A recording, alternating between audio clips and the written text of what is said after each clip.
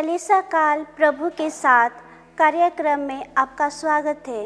यूहन्ना ने इस मनुष्य के विषय में जो कुछ कहा था वह सब सत्य था। यह वचन साक्षी और सत्य के गहरे संबंध को हमारे सामने खोलता है।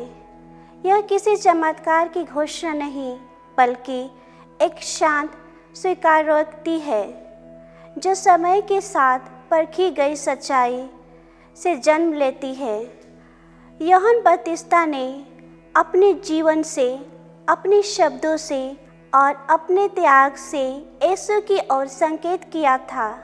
अब जब लोग स्वयं यीशु के संपर्क में आए तब उन्होंने अनुभव से जाना कि यूहन्ना की गवाही खोखली नहीं थी।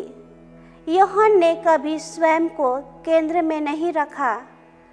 उसने साफ कहा था, मैं मसीह नहीं हूँ। उसका पूरा जीवन एक उंगली की तरह था जो अपनी ओर नहीं बल्कि किसी और की ओर इशारा करती थी।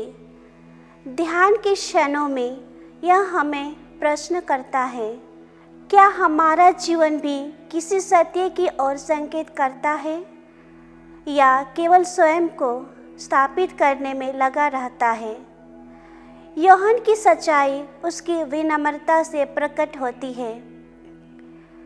यह वचन हमें यह भी सिखाता है कि सत्य को पहचानने में समय लगता है।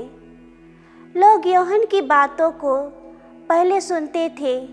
पूर्ण विश्वास तब आया जब उन्होंने स्वयं यीशु को देखा, सुना और अनुभव किया।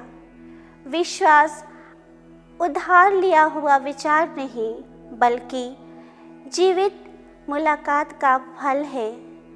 जब हम भी यीशु के साथ समय बिताते हैं, प्रार्थना में, वचन में, मौन में, तब दूसरों की गवाही हमारे लिए अपना अर्थ खोलने लगती है।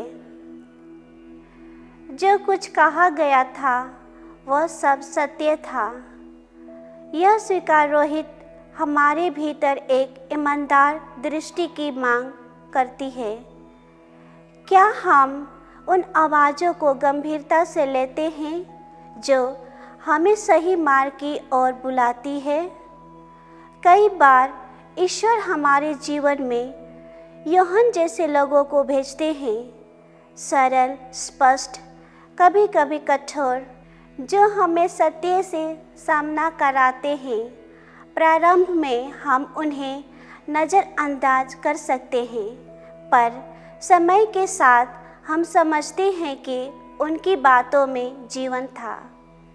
यह वचन हमें साक्षी बनने के लिए भी प्रेरित करता है। यूहन्ना की तरह हमारा कार्य यह नहीं कि हम लोगों को अपने बारे में प्रभावित करें, बल्कि यह कि हम अपने जीवन से सत्य को प्रकट करें।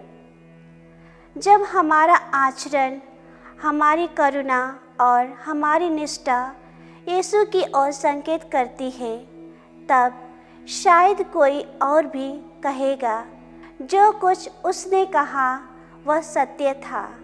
अंततः यह मनन हमें शांत आश्वासन देता है। ईश्वर का सत्य स्वयं को सिद्ध करने के लिए शोर नहीं करता।